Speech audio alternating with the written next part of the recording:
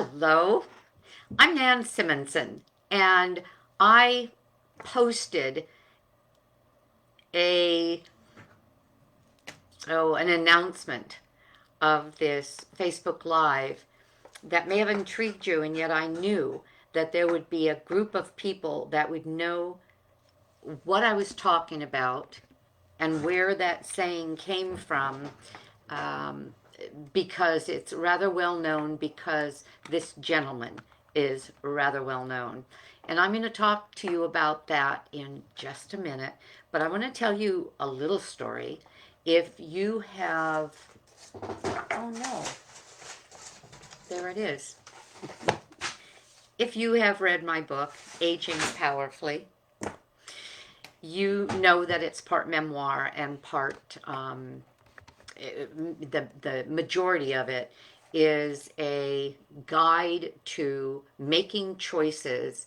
The word powerfully is an acronym for 10 particular evidence-based choices that you can make to extend your life and introduce not only health but balance, joy, and resilience for a long, healthy, and very fun life. Well, the part of the memoir includes some information about a situation that I had while I was growing up, and my father was part of that.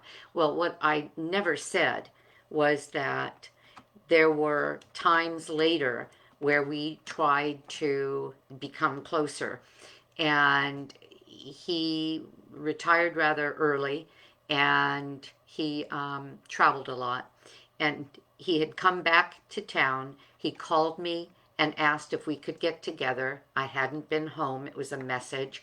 I called him back and missed him, and they said, we'll call back later today. When I called back that day, the person who answered the phone, he was staying with friends, and the person who answered the phone, when I said, this is, and my real name is Fernanda. I go by Nan. Legally, I changed it, but it's Fernanda, and it sounded beautifully when said with an Italian accent, which my father, though he came here at 21 from Naples, Italy, had a very strong Italian accent. Fernanda. And I said, can you tell him that Fernanda called? And she said, you can't talk to him. He's dead. That's what happened. Anyway, he had had the kind of heart attack that one has while they're standing up talking. They appear to have stellar health, and the next second they're crumpled on the floor and they're dead. That was his kind of heart attack. He was 62 when that happened, and that happened back in, I believe it was 83. It took me down. It took me down for a while because we never had a chance to speak as adults about our relationship. Heart disease. I was looking into my own black hole. 4 years ago, almost to this month, I began getting I already knew I wasn't feeling great, but I began getting lab reports and then references to referrals to specialists. My cholesterol was well over 200, and well, it was about 230, and I was told I need to see a cardiologist. My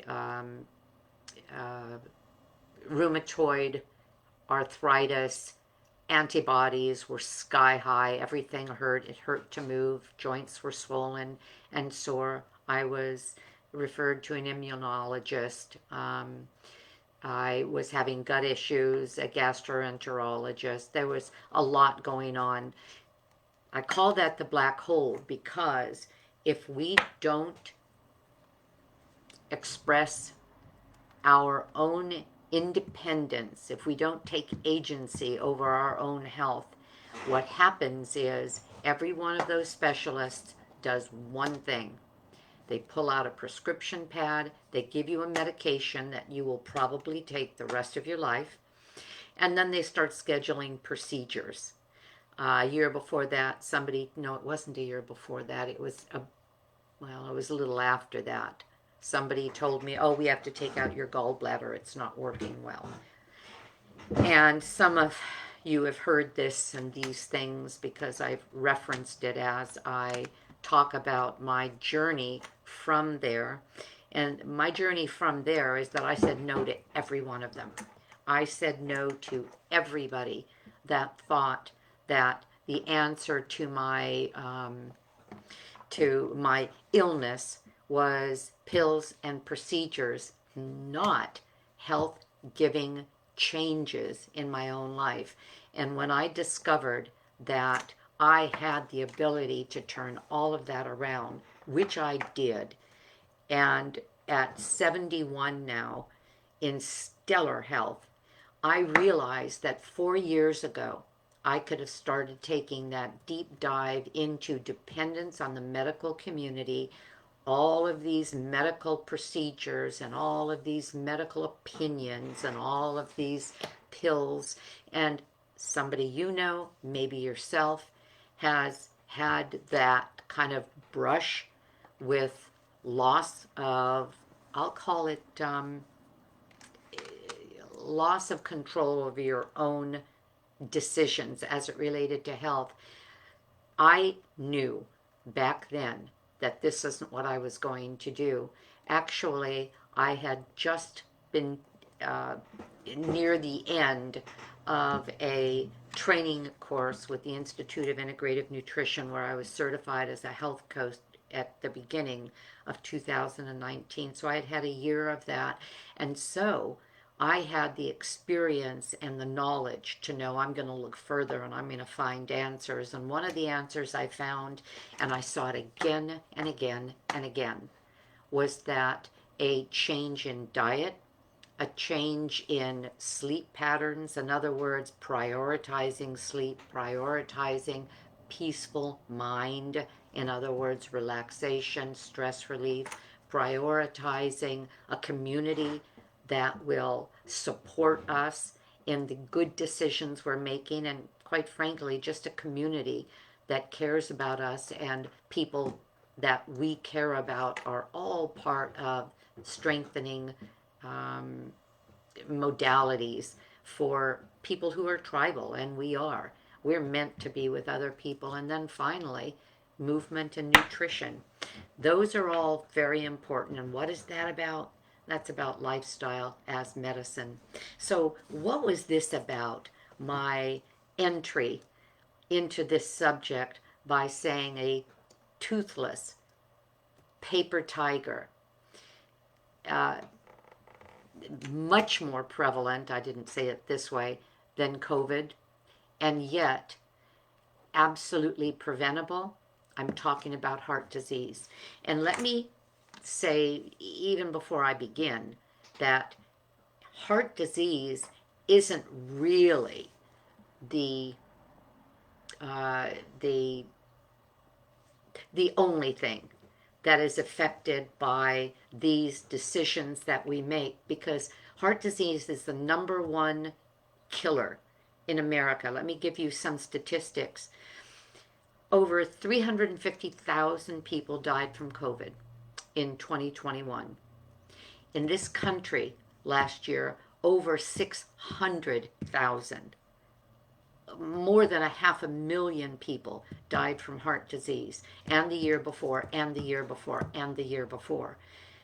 Heart disease is our #1 killer in our country, completely preventable. Dr. Caldwell Esselstyn wrote this book, Prevent and Reverse Heart Disease. You would have thought, with his evidence, as a surgeon, he wrote this from his own experience, and the evidence involved working with patients, that you could absolutely not only treat heart disease without the medications, but that you could reverse the damage that the arterial walls experience when the progression of plaque and the progression of the damage to the epithelial cells become what some people would think is irreversible. He proved that it was. So he has said again and again, and the interview that I was listening to while I was doing my 4-mile run this morning brought all of this up, because the interviewer was Rip Esselstyn. Who is that? That is Dr. Caldwell Esselstyn's son, who is in and has enveloped the whole food plant-based world with not only his example but his knowledge, as well as the engine to uh, oh the books, cookbooks, products from in Whole Foods markets, but has now even morphed beyond that to something called Plant Strong, and he does podcasts, and has products that are safe and readily available and reasonable for those who don't want to do too many things at home but want to have these foods. Well, he did an interview today with a Dr. Brian Asbill, Asbill, and if you want to hear the whole interview, because I'm going to give you snippets and my take on what they were saying. The name of the interview is Cardiologist Switches from Stents to Sweet Potatoes. Cardiologist switches from stents to sweet potatoes. Well, this cardiologist, who was board certified in cardiology, preventive cardiology, began having his own issues with cardiovascular disease. One of his patients brought him this book. He read this book at first. Well, I was going to use the word poo-pooing, basically disregarding the possibility that he could change anything with diet and lifestyle alone. And he saw in his own case that his own his cholesterol dropped by almost 100. His blood pressure went way down. In other words, he saw these numbers that he could not have created with medication and all his knowledge as a cardiologist, and he started thinking, oh boy, there's something here, and acknowledges that it's very hard for a physician of any certification to come up and say to people, you know what, you don't have to do what I'm telling you to do and what I've been medicating you for and what I've been treating you for. You can just change your lifestyle, and I'll get to that, and reverse this. In 80%, an average of 80% of chronic diseases, cardiovascular disease being the number one, lifestyle could change all of that. So he found that. Then another event, and that was that a friend of his, a cardiologist friend of his, approached him and said, I want a second opinion. I've been told he had already had 2 bypasses. And he said, I have been told I should have a 3rd bypass. In your opinion, can you tell me if you've ever known anyone that has had 3 bypasses? And he said, yes, I do. I had 2 patients who had more than 2, meaning 3 bypasses. And his cardiology friend said, and what was the outcome? And how are they now? And he said, well, they're both deceased. And that friend said, can you tell me what else I can do? Picked up the book, said, read Prevent and Reverse Heart Disease. The friend, it's been a decade, 2 decades, is now active.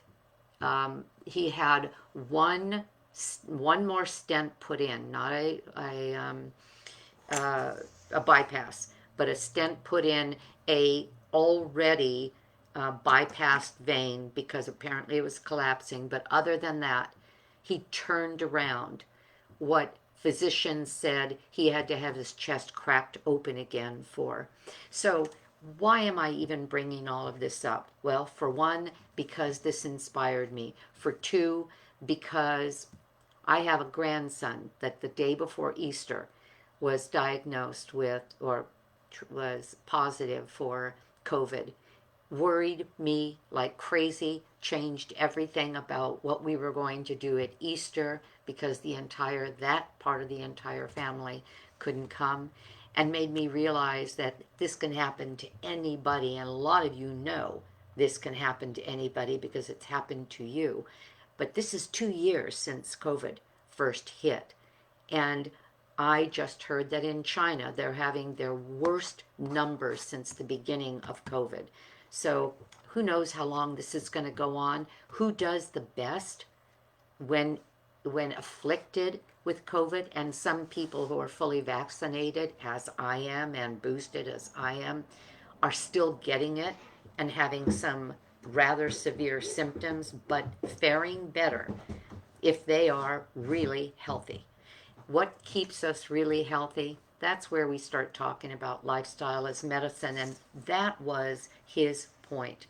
Dr. Brian Aspbill said, now I had to make a decision. I couldn't unlearn what I had learned.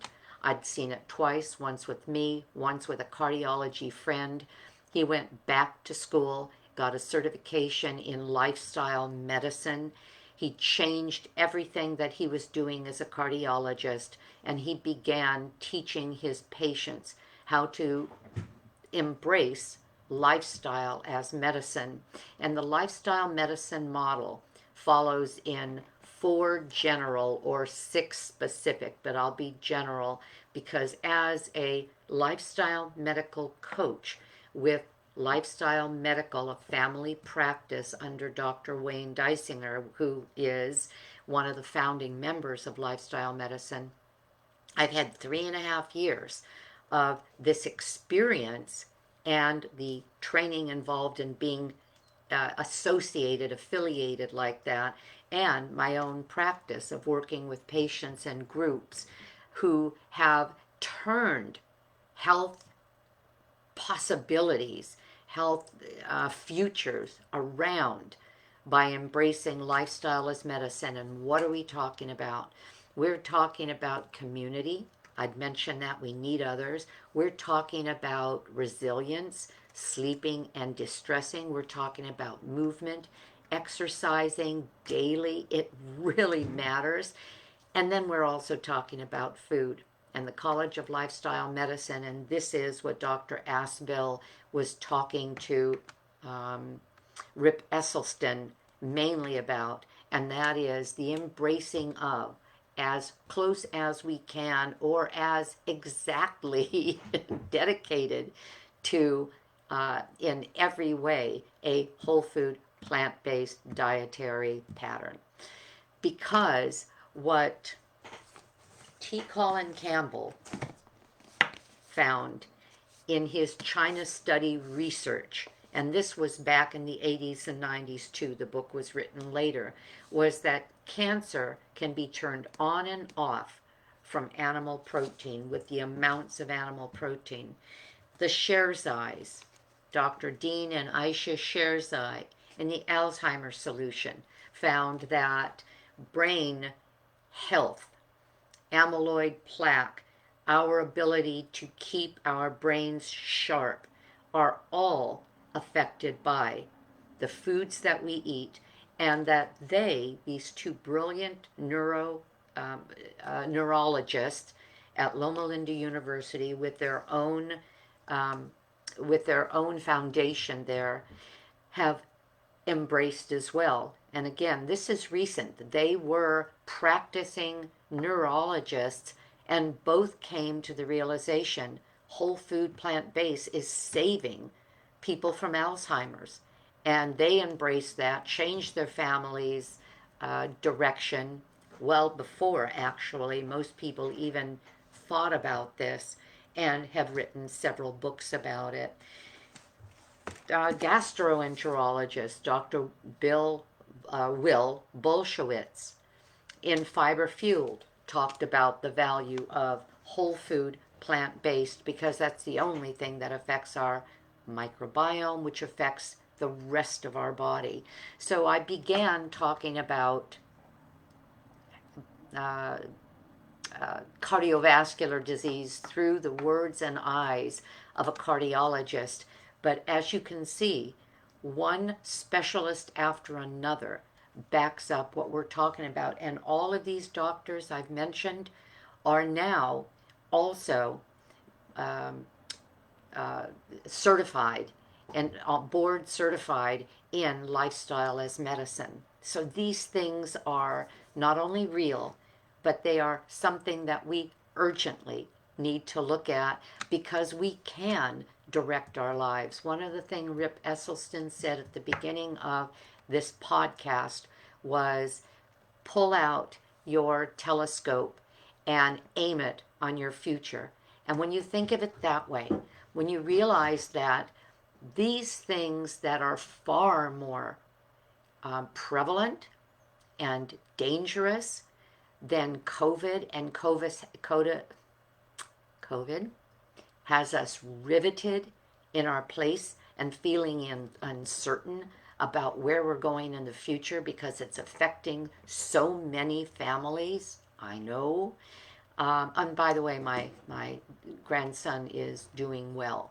It took him down for a couple of days, and he's well, and the family so far is well. My son and daughter-in-law are both fully vaccinated, and the 11-year-old is fine. So fingers crossed, and I believe they'll be fine. Dr. Kim Williams, who is a past president of the College of Cardiology, has said there are two kinds of cardiologists: those who are vegan, whole food plant-based, and those who haven't read the research. And he has stated that in this very powerful position that he holds. And he says it unwaveringly. And it is not a popular position because industry has a lot of money, massive amounts of lobbyists who will deny and decry any of these words because it affects their bottom line financially, corporately.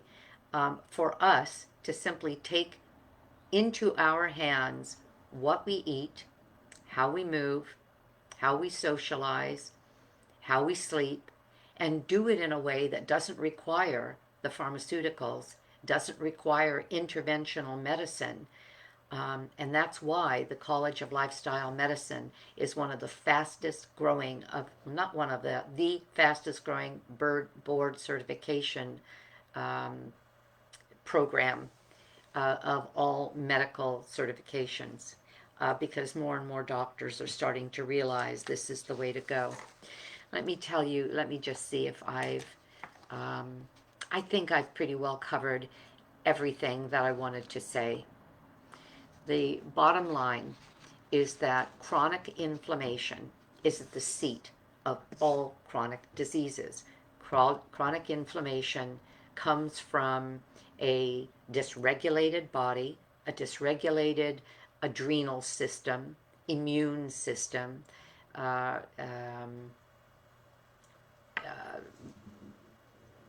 antioxidant depleted body, and all of that can be strengthened by what we put in our body every single day.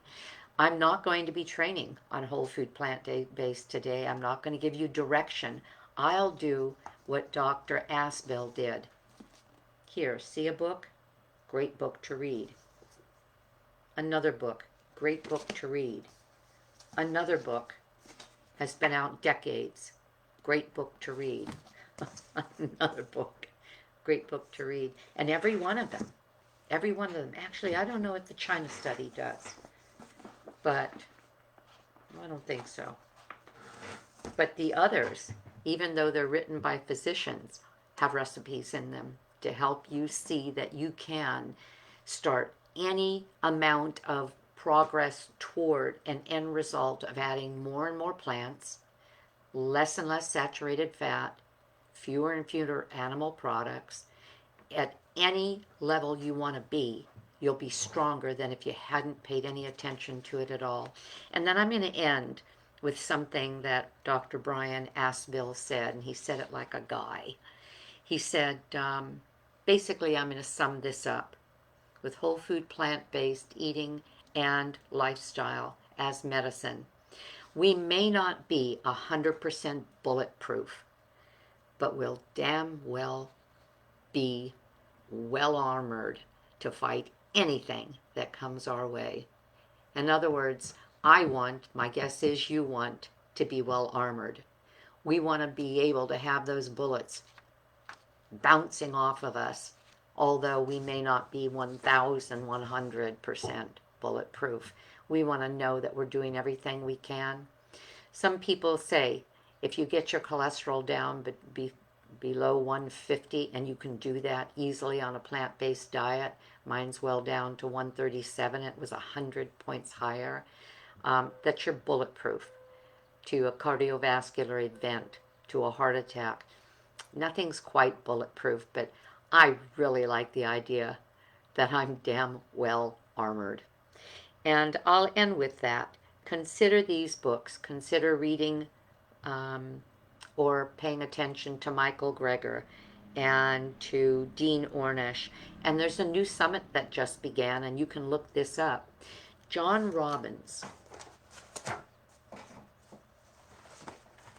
in the 70s, in the 80s, wrote this book, Diet for a New America, before anybody else began suspecting that our rich American lifestyle was going to kill us. And you know what's really relevant here? He basically unplugged a guaranteed ongoing resource of money, power, wealth, and recognition when he did this. You know why I'm saying that? John Robbins was the son of the founder of Baskin and Robbins, one of the founding, I think it was brothers of Baskin and Robbins. And he realized in his 20s that as he looked at his family members getting larger and larger, sicker and sicker, with Alzheimer's, with cardiovascular disease, with chronic diseases, as if they had very poor genetic makeups, he came to the realization that it wasn't that. It was because the foods that we in America were eating was loaded with saturated fat, animal products, and at that time, he went whole food, plant-based. At that time, it was called vegan. I use whole food, plant-based rather than vegan because, as you've heard me say before, an Oreo cookie and a Coke can be vegan. And we're talking about the whole food as close to nature as possible, as close to grown as possible, eaten in its whole form. And I'm not talking raw, and unless you want it. And he turned his back on that family who turned their back on him because now he's espousing something that is the opposite of what they are selling. And he has done that now for a lifetime. Well, a new summit is beginning, and I believe it's beginning on the 23rd in a few days, and that is the Food Revolution Summit. He and his son have been running this summit for many, many, many years. They will have 25 or 30 experts on whole food, plant-based, and lifestyle as medicine speaking. You can do the entire summit for free by registering. You go to Food Revolution Summit. Whatever speaker they had that day, you can listen to for a 24-hour period.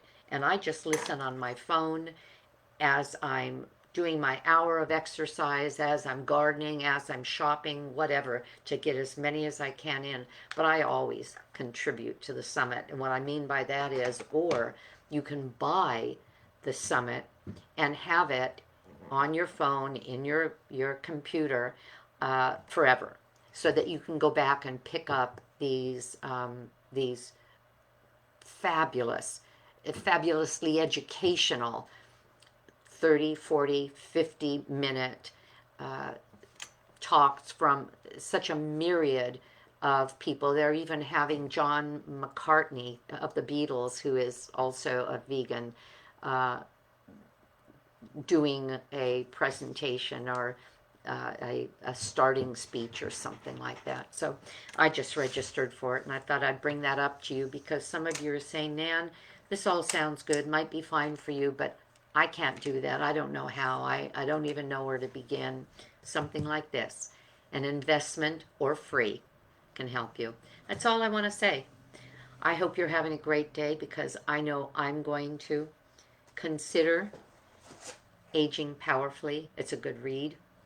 And more importantly, consider my mission as a mission that you can adopt, and that is to make a decision that at whatever age you are going to live and age with power and agency. A decision to make the smartest decisions about your life. Eat what matters. Serve your body. Love it enough to eat the food and love the food that loves you back. And learn everything you can because, again, number one killer, cardiovascular disease, a toothless tiger that need never cause any problem in your life because you can make a difference and shut it down. Have a great day. I'm going to. Thank you for your time. Bye-bye.